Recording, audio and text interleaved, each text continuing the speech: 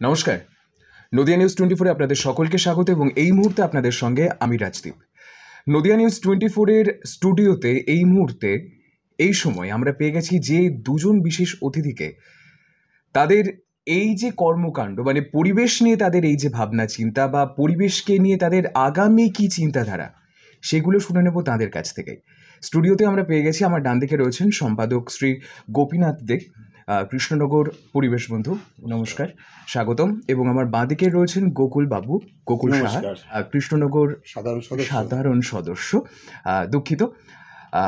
এই দুজনকে নিয়ে আমাদের আজকের যে এই কর্মকাণ্ড আমাদের অনেক কিছু জেনে নেয় এবং বিশেষ করে ক্যামেরার ওই পারে যারা রয়েছেন তারা কিন্তু জেনে নেবেন আমাদের এই বর্তমান পদক্ষেপ ঠিক কতটা ভয়াবহ পরিস্থিতির মধ্যে দিয়ে যাচ্ছে এবং এই পরিস্থিতি থেকে উত্তরণের জন্য আমাদের ঠিক কী কী করণীয় শুনে নেব তাদের কাছ থেকে। এবং প্রথমেই দুজনের কাছে আমার এই একটাই প্রশ্ন, পরিবেশকে নিয়ে প্রথমে আপনারা কি বলতেছেন বলুন।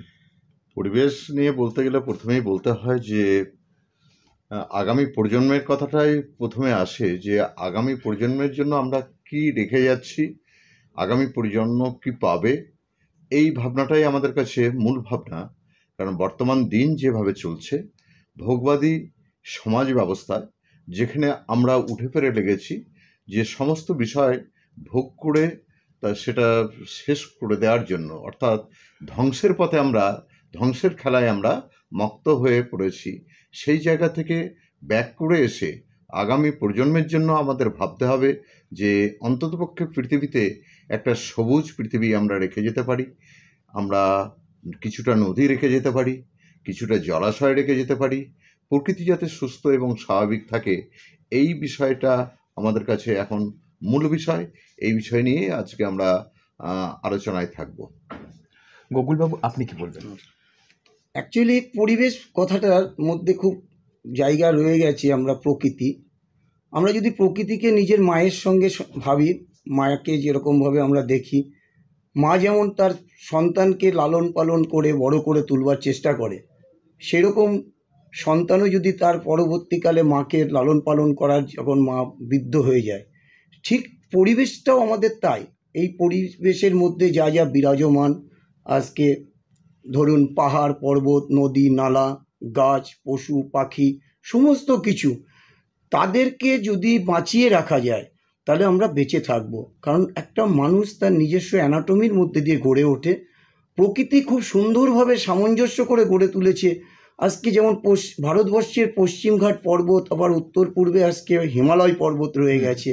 ঠিক দেখুন, আজকে সমুদ্রগুলো ঠিক সেইভাবে সুন্দরভাবে বিরাজমান, নদী নালাগুলো সুন্দরভাবে বিরাজমান, কিন্তু ভৌগোলিক বৈচিত্র্যটা রয়ে গেছে। কিন্তু আমাদের ঠিক পূর্ববর্তী আগে যে দাদা বলছিলেন না, ভোগবাদ, অর্থাৎ মানুষ যখন চাহিদাটা মায়ের কাছে, প্রকৃতির কাছে চাহিদাটা অনেক বেশি হয়ে যায়, প্রকৃতি তখন তার নিজস্ব চাহিদা যখন পূরণ করতে পারে না, তখনই ভারসাম্যের মধ্যে একটা ব্যতিক্রমী ঘটনা ঘটতে থাকে। সেটাই আজকের দিনে ঘটছে।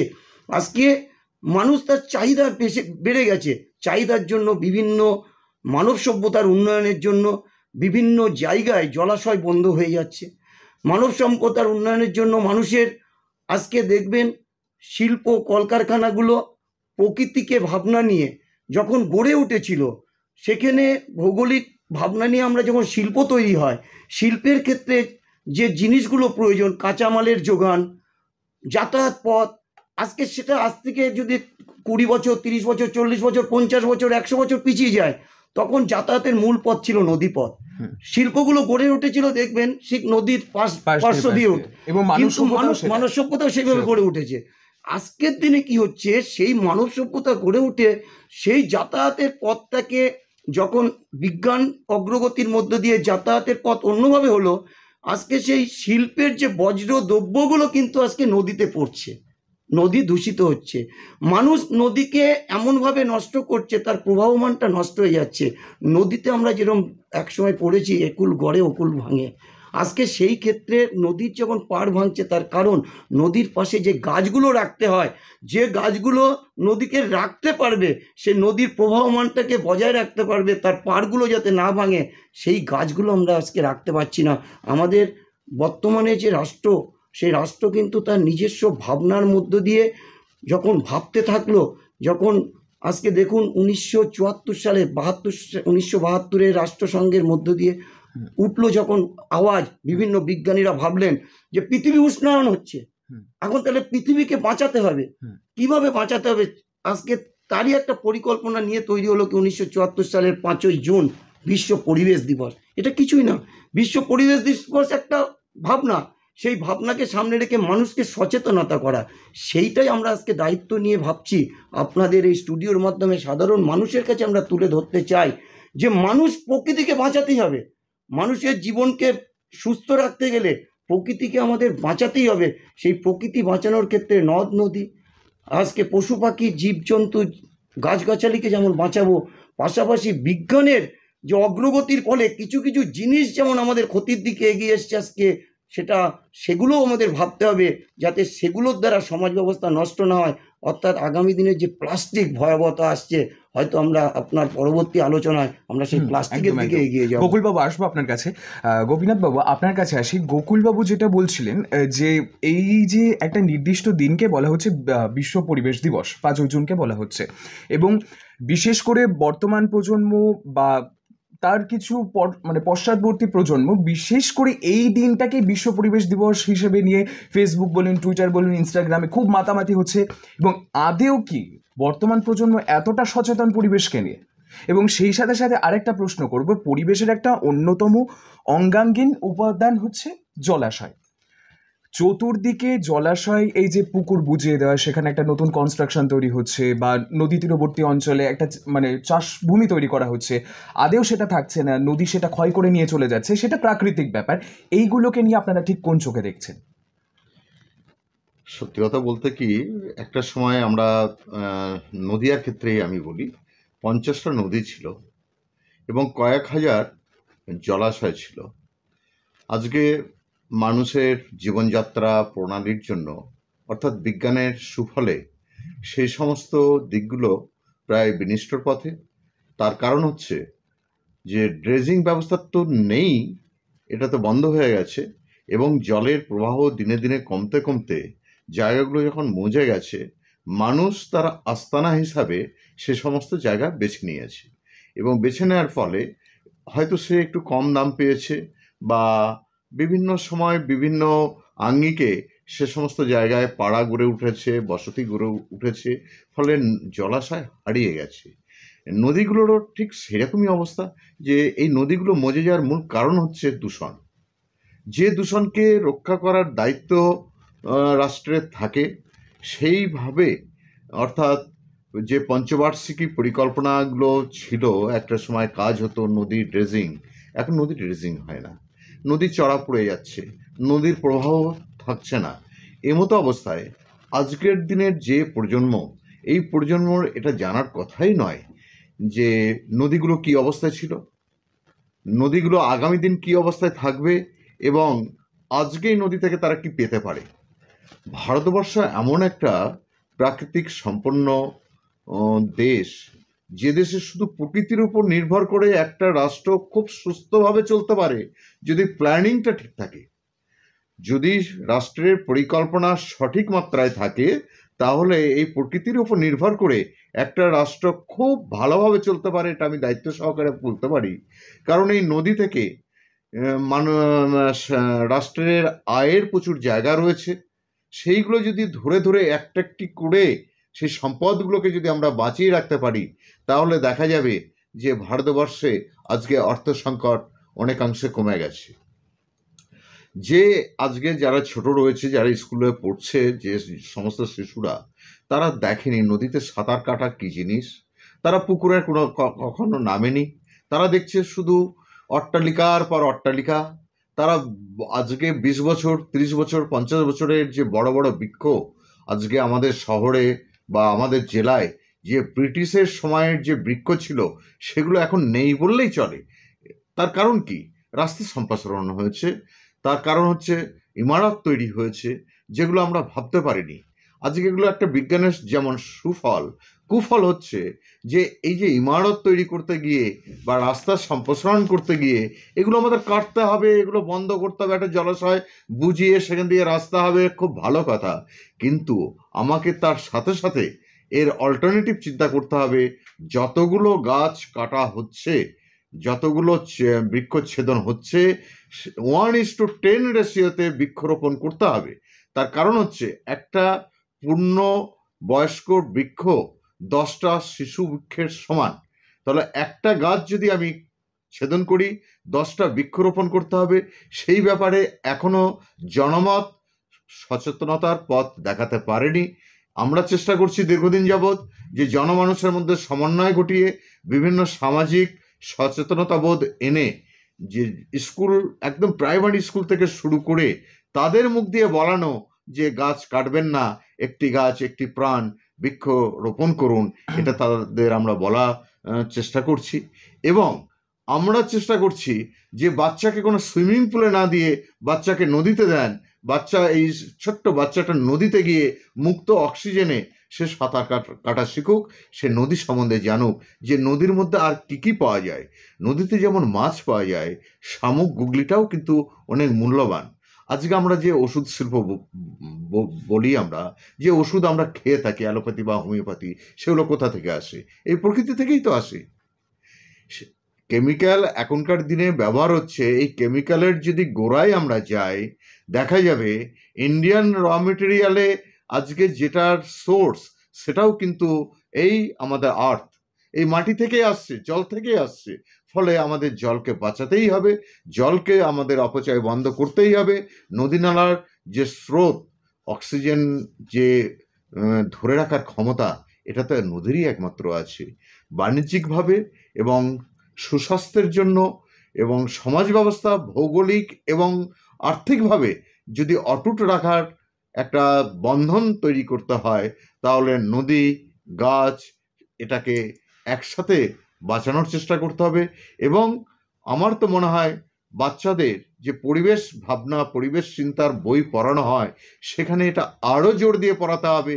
আজকের দিনে যেমন ইতিহাস পড়ানো হয়, পাশ্চাত্য যুগের ইতিহাস, পাশ্চাত্য যুগ নিয়ে ভারতবর্ষ কি করবে? ভারতবর্ষের ইতিহাস পড়ানো দরকার। মোঘল এই ভারতবর্ষে কি কি করেছে, পারস্য ভারতবর্ষের উপর কি কি করেছে, ভারতবর্ষের কোন রাজার কি অবদান রয়েছে, এইগুলো ভারতবর্ষের মানুষকে জানাতে হবে, নিজের দেশকে চেনাতে হবে। সেই জন্য আমার রাষ্ট্রের কাছে অনুরোধ থাকবে যে আজকের যে সমাজ ব্যবস্থা, একদম শিশু থেকে শুরু করে আজকে ভূগোল এবং ইতিহাস দুটোকে সামনে রেখে দর্শনের জন্য তাদের তৈরি করা হোক। আগামী দিনে দেখবেন দর্শন চিন্তায় যদি একটি ছোট্ট বাচ্চা বড় হয়, আগামী দিনে আমাদের দেশে ডাক্তার ইঞ্জিনিয়ারের অভাব হবে না। ধন্যবাদ। আচ্ছা গোপীনাথবাবু, আসবো আপনার কাছে। গোকুলবাবু, গোপীনাথবাবু যেটা বলছিলেন নদী বা জলাশয় প্রসঙ্গে, যে বর্তমান যুগে এই এত কনস্ট্রাকশন বা এত আধুনিকতা হচ্ছে, সেখানে কি হচ্ছে, পুকুর বা জলাশয়গুলি প্রাকৃতিকগতভাবে মজে যাচ্ছে বা কৃত্রিম বা মনুষ্য সৃষ্ট কোনো কারণে মজে যাচ্ছে। এবার আপনারা যেহেতু পরিবেশকে নিয়ে কাজ করছেন বা পরিবেশ সচেতনতার প্রচারের কাজে নিজেদেরকে নামিয়েছেন, কোনোভাবে কি এগুলোকে আপনারা রুখতে পারছেন না? মানে এটা তো দিন দিন আরও বাড়ছে। সত্যি কথা বলতে কি, এই যে বাড়ছে, বাড়ার পেছনে কিন্তু একটা জিনিস ভাবতে হবে যে মানুষের চাহিদা, প্রথমে আপনাকে বলেছিলাম চাহিদাটা বাড়ছে, জায়গাটা কিন্তু নির্দিষ্ট, আর জনসংখ্যার তাগিদে, মানুষের চাহিদার তাগিদে সেগুলো বাড়ছে। অর্থাৎ আমাদের অ্যাওয়ারনেস করতে হবে, আমাদের মানুষকে সচেতন করতে হবে, একটা নির্দিষ্ট ভাবধারায় নিয়ে আসতে হবে। আজকে ভারতবর্ষে স্বচ্ছ ভারত অভিযান, আজকে বৃক্ষরোপণ উৎসব, এই যে জুলাই মাসে আমাদের হবে বৃক্ষরোপণ উৎসব, অর্থাৎ সরকার তার নির্দিষ্ট একটা পরিকাঠামোর মধ্যে দিয়ে ভাবছে।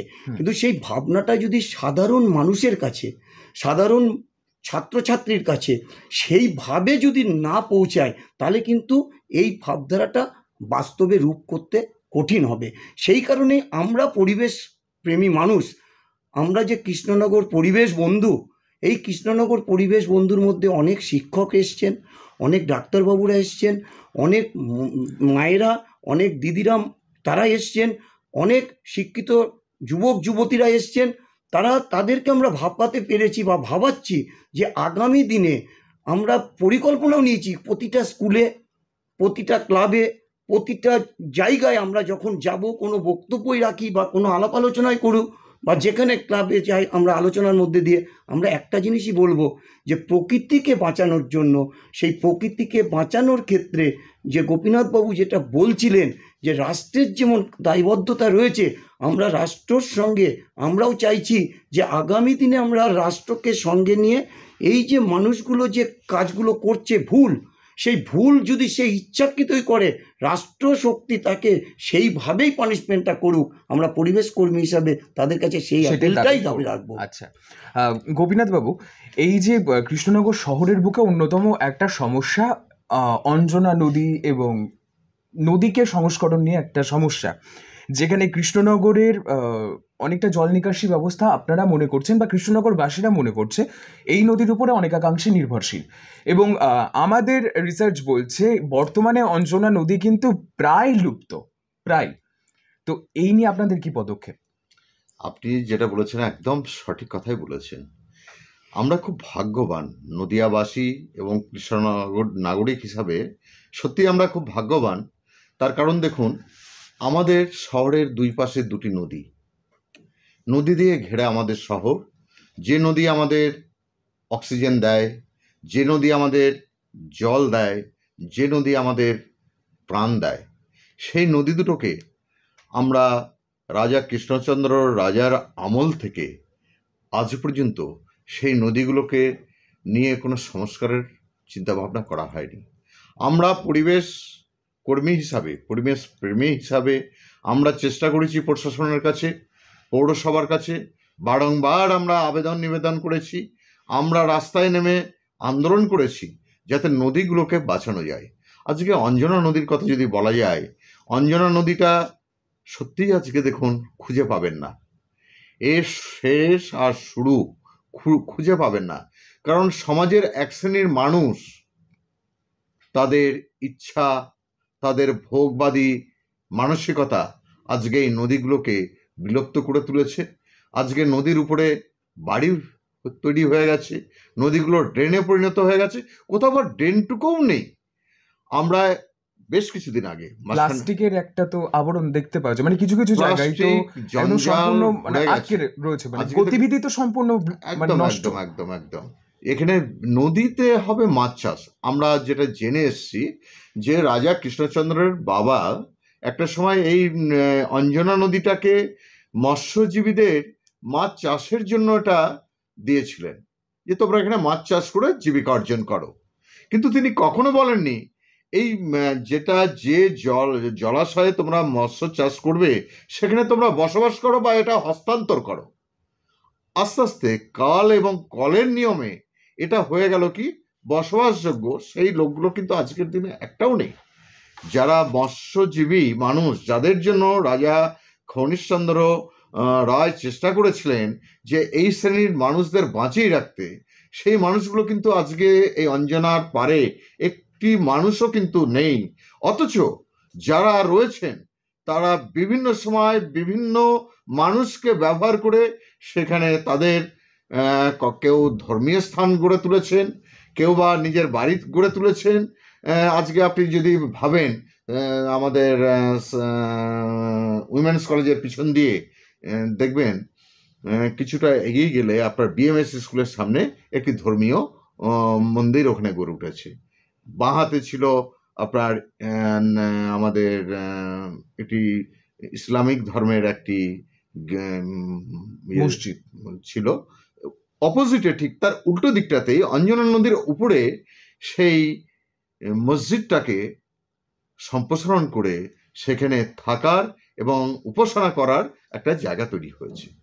ঠিক আরেকটু আগে আসলে আপনি দেখবেন আমাদের চার্চ, যেটা বর্তমান যে চার্চ খ্রিস্ট মন্দির যেটা গড়ে উঠেছে, সেই খ্রিস্ট মন্দিরটা আজ কোথায় অবস্থিত? এই অঞ্জনা নদীর উপরে। কেউ না কেউ কোথাও না কোথাও আজকে এর জন্য দায়ী, তার অ্যাপ্রুভালটা জ্ঞাতসারে হোক অজ্ঞাতসারে হোক দিয়ে গেছেন, তার খেসারত আজকে আমার নদিয়ার মানুষকে, কৃষ্ণনগরের মানুষকে দিতে হচ্ছে। আমরা চাই, পরিবেশ প্রেমী মানুষ হিসাবে আমরা সকল সময় চাই যে এই ধরনের যে অনাচার বা এই ধরনের অসামাজিক কাজ যেগুলো হয়েছে তার অবলুপ্তি ঘটে, পুনরায় অঞ্জনা নদী তার জীবন ফিরে পাক, সেই নদী প্রবাহিত হোক, সেই নদীতে মাছ চাষ হোক, সেই নদীতে জলজ প্রাণী হাঁস থেকে আরম্ভ করে বিভিন্ন পাখি আসুক, মানুষ আবার নতুন করে ভাবুক।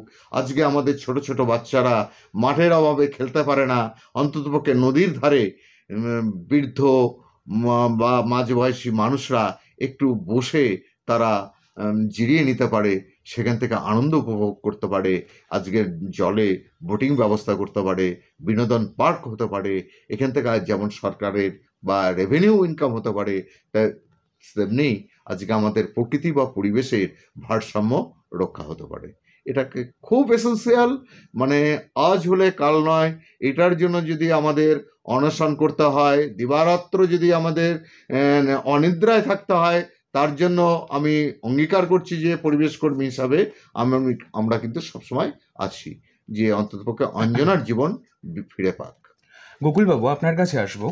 পরিবেশ সম্পর্কে যদি আমরা আরেকটু গভীরে বিস্তারিত আলোচনা করি, তাহলে আমরা প্রত্যেকেই অবগত, বর্তমানে প্রশাসনিক তরফ থেকেই বলুন বা সামাজিক মাধ্যম থেকেই বলুন, বলা হচ্ছে সামাজিক বনসৃজনের আওতায় সকলকে আনা, মানে সোশ্যাল ফরেস্ট্রি বা সর্বোপরি ফরেস্ট্রির আওতায় সাধারণ মানুষকে আনা।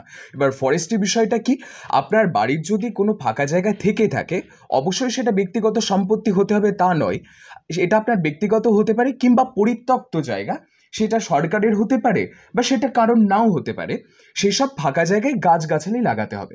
এবং সেই নির্দেশ মেনে অনেক জায়গায় গাছ লাগানো হচ্ছে, এবং এমনও ঘটনা ঘটছে যে বিভিন্ন সামাজিক মাধ্যম গাছ লাগিয়ে আসছে যেদিন, ঠিক তার পরের দিনই গাছগুলোকে মেরে ফেলা হচ্ছে বা কোনোভাবে কেটে ফেলা হচ্ছে বা কোনো একটা গৃহপালিত পশু ছেড়ে দেওয়া হচ্ছে যাতে গাছগুলো ক্ষতি হয়। এবং আজকে সকালে আনন্দবাজার পত্রিকাতে অবশ্যই আমরা এবং যারা পত্রিকা পড়েছেন তারা জানতে পেরেছেন, একজন সামাজিক ব্যক্তিত্বশালী মানুষের বাড়ির সামনে সরকারি জায়গায় গাছ হয়েছে এবং সেই গাছ তিনি নিজের অর্থ লাঘু করে সেই গাছগুলোকে কেটে ফেলেছেন। এবং শুধু এই ঘটনা নয়, প্রত্যহ এরকম প্রচুর ঘটনার সাক্ষী আমরা প্রত্যেকে হচ্ছি। এটাকে নিয়ে আপনাদের কি পদক্ষেপ? এটা নিয়ে শুধুমাত্র নির্দিষ্ট কোনো একটি ঘটনার উপর দাঁড়িয়ে আমাদের কোনো পদক্ষেপ নয়, আমাদের পদক্ষেপ সার্বঙ্গীন। আজকে যেমন রাষ্ট্রশক্তির রাষ্ট্রের ক্ষেত্রে যেটা আমরা এর আগেও বলেছি যে মানুষের চাহিদার জন্য বা শিল্পের উন্নয়নের জন্য যে রাস্তার সম্প্রসারণের ক্ষেত্রে রাস্তার দুধারের বড় বড় গাছগুলো যেমন কাটা হয়েছে, আমরা যেমন তাদের কাছে দাবি রেখেছি পরিবেশ কর্মী হিসাবে যে সেই জায়গায় আবার গাছ লাগাতে হবে। সমভাবে কোনো পরিত্যক্ত জায়গায় যদি কেউ সমাজকর্মীরা গাছ লাগায়, সেটাকে লালন পালন করে যদি বড় করার পরে কেউ যদি সেটাকে তার নিজস্ব স্বার্থ সুরক্ষার করতে যেয়ে সেটাকে যদি ছেদন করে, অবশ্যই আমরা পরিবেশ কর্মী হিসাবে তাকে ধিক্কার নয়, তার বিরুদ্ধে প্রশাসনিক স্তরে যদি কোনো স্টেপ নিতে হয় সেক্ষেত্রে আমরা অবশ্যই পরিবেশ কর্মী হিসাবে তাদের বিরুদ্ধে হয়ে প্রশাসনের সঙ্গে আমরা হাত মিলিয়ে তার পাশে থাকবো প্রশাসনের সঙ্গে, সেই অঙ্গীকার আমরা রাখছি। শুধু আপনাদের এই স্টুডিওর মধ্য দিয়ে আমরা একটা আপনাদের জানাচ্ছি যারা আছেন, আমরা কৃষ্ণনগর পরিবেশ বন্ধু ইতিমধ্যে আমরা কৃষ্ণনগর জেলা শাসকের কাছে 11 দফা একটা সমাজকে সুন্দর রাখার জন্য একটা দাবি দিয়েছি, যার কপি আমরা ইতিমধ্যে কৃষ্ণনগর পৌরসভা, কৃষ্ণনগরের অন্যান্য প্রশাসনিক লেভেলেও দিয়েছি।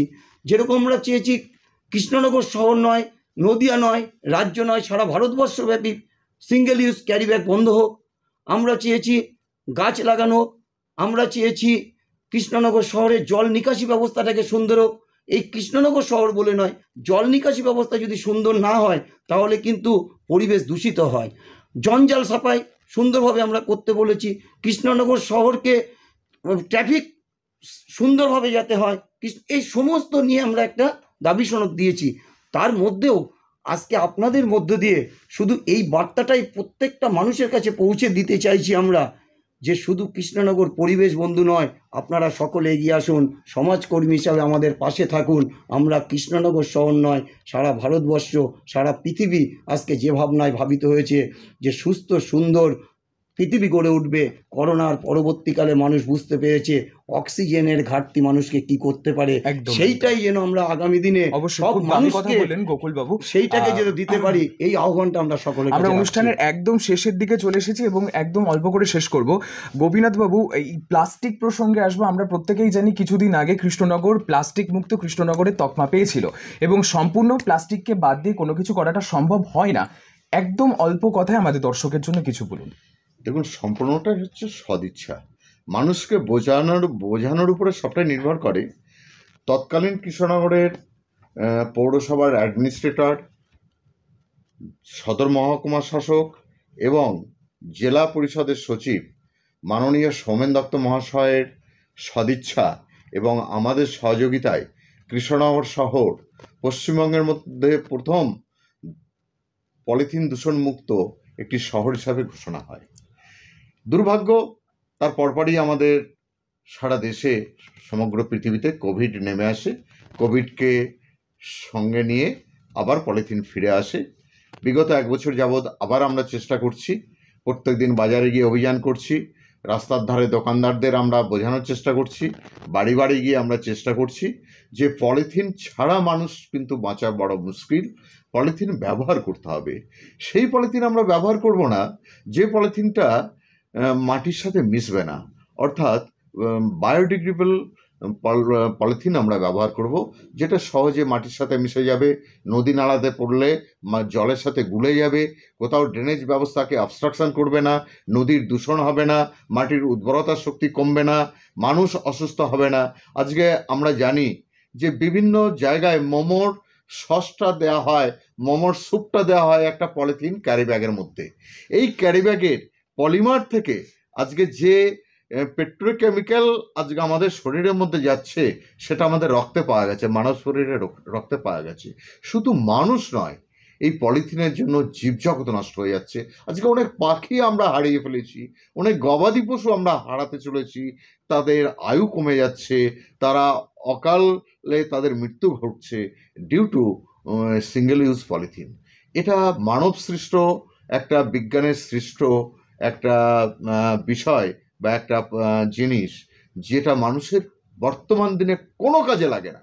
আমরা যদি মনে করি সিঙ্গেল ইউজ পলিথিন ব্যবহার করব না, থার্মোকলের কোনো জিনিস ব্যবহার করব না, প্লাস্টিকের কোনো জিনিসে খাবারের আমরা ব্যবহার করব না, তাহলে মানুষের কোনো অসুবিধা হবে না। এটা আমরা পরীক্ষামূলকভাবে আমরা দেখেছি। কিন্তু তবু মানুষের একটা বৈশিষ্ট্য হচ্ছে সস্তায় যেটা পাওয়া যায় সেটা খুব তাড়াতাড়ি গ্রহণ করে। সেই জায়গা থেকে মানুষকে আরও বেশি সচেতন করতে হবে, আমাদের সহনশীলতার পরিচয় দিতে হবে, আমাদের দ্বারে দ্বারে যেতে হবে। আপনারা আজকে যে কাজটা করছেন এটা অনেক বড় কাজ। আমরা হয়তো একটা মানুষকে একবার বোঝাতে পারি আপনাদের এই মিডিয়ার মাধ্যমে। আজকে যে 24 ঘন্টা নদিয়া নিউজ যে কাজটা করছে, এটা একটা বড় মহৎ কাজ। কারণ এমন একটা সাবজেক্টের উপরে আমরা দাঁড়িয়ে রয়েছি যেটা ভয়ঙ্কর, কুৎসিত, এত বিচ্ছিরি, যেটা নিয়ে এর কোনো সমালোচনার শেষ নেই, যার সাথে তুলনা করা যায় না। এটা দানব বললেও আমার মনে হয় ভুল হবে। একটা তো ভয়ানক একটা জায়গায় আমরা দাঁড়িয়ে রয়েছি, এত বিপদের মধ্যে দাঁড়িয়ে রয়েছি, আমরা পিন পয়েন্টে দাঁড়িয়ে রয়েছি। মানুষ যদি আজকে এই মুহূর্তে সচেতন না হয়, মনুষ্য সমাজ, জীবজগৎ ধ্বংস হবেই হবে। এরকম একটা মুহূর্তে আমরা দাঁড়িয়ে রয়েছি। সেই জন্য আপনাদের ধন্যবাদ আমরা দেব যে কাজটা আজকে আমাদের সহযোগিতা করলেন বা আমরা আপনাদের সহযোগিতায় করতে পারলাম। এটা হয়তো সমাজের অনেক বেশি উপকারে আসবে, অনেক মানুষ জানতে পারবে। সেই প্রক্রিয়া আপনারা আরও বেশি করে চালু রাখুন, এই বলে আজকে অসংখ্য ধন্যবাদ গোপীনাথ বাবু এবং গোকুল বাবুকে। এতটা সময় এবং অসম্ভব সুন্দর একটা কথোপকথন আমাদের প্রত্যেকের ছিল। এবং আপনারা যারা ক্যামেরার ওই পার থেকে এই মুহূর্তে আমাদেরকে শুনছেন, আপনাদের নিকট আমাদের নিবেদন, অবশ্যই অন্ততপক্ষে পরিবেশটাকে সুরক্ষিত রাখুন। ওই পরিবেশ দিবস 5ই জুন মানে অত্যন্ত ধুমধাম করে পালন করলাম, কিন্তু তার পরের দিনই আমি বিষয়টাকে ভুলে গেলাম। এই মনোভাবটাকে কিন্তু রাখলে হবে না। সকলে সুস্থ থাকুন, ভালো থাকুন এবং অসংখ্য ধন্যবাদ আপনাদের দুজনকে। আপনাদেরকেও সকলকে ধন্যবাদ। নদিয়া নিউজকে সকলকে আমরা ধন্যবাদ, দর্শক সাধারণকে আমরা নমস্কার জানাই।